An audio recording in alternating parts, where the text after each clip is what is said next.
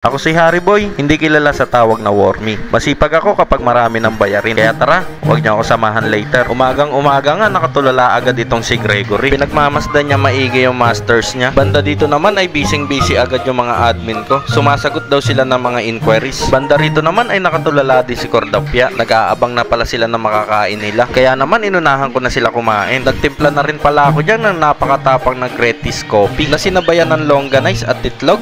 Tara kain. After nga kumain ay naligo na rin ako para maaga makapagbiyahe. Pagkasuot ko nga ng Grab uniform ko ay nakaramdam na ako ng energetic performance. Nakapagbibigay kasi ito ng plus 10 vitality at plus 10 movement speed. Maya nga lang ay nagpaalam na ako sa asawa ko _40. Busy daw siya mag-edit ng vlog niya. Kaya ayun, nilayasan ko kagad baka mautusan pa. Bago nga ako bumiyahe ay nanghingi muna ako ng pera dito. Napakabait nila dito guys. Bibigyan kanila kahit hindi kanila kilala ng lubos. Nang isusuot ko na nga itong gloves ko ay nakaamoy na ako ng hindi maganda. Kakaiba na yung textures niya at sa nakikita ko mukhang smell so good na siya. Halos 1 linggo na kasi siyang walang laba-laba. Kaya naman nag-stop over na muna ako dito sa mga bilihan ng mga riding gears. Tinatanong pa ako ni ate dyan kung anong mode of payment yung gagamitin ko. Ang sinabi ko nga ay ipapasok ko na lang sa home credit. Pero not available daw sila ngayon sa home credit. Kaya kinash ko na lang. Kung sa iba 50 pesos to, dito 35 pesos lang. Maganda na yung quality niya at sigurado madadagdagan ka na neto ng plus 10 strength. Kaya naman nag-decide na akong itapon itong smell so goods na gloves ko for the better future. Bago nga ako bumiyahe ay naghanap muna ako ng clinic para naman ipa-change oil itong si Horsey. Halos magtutukay na kasi yung tinatakbo niya bago ko naisipang ipa-change oil. Ngayon ko lang din maaasikaso itong si Horsey. Gawa ng maraming bayarin na dapat unahin. Kaya lang medyo sablay yung mga shop na napuntahan ko. Tulog pa raw yung mga mekaniko nila. Hanggang sa dito na nga ako mapadpad sa may bandang Marulas. Namimili na nga ako ng langis na ilalagay kay Horsey. At etong RS8 ang napili ko. Bukod sa mura ay napansin kong may hidden meaning itong RS8. Ang ibig sabihin ng R ay raging at ang ibig sabihin ng S ay speed at ang ibig sabihin naman ng number 8 ay infinity equals raging speed infinity. Sa pangalan pa lang mukhang madadagdagan na ng takbo itong si Horsey ng plus 25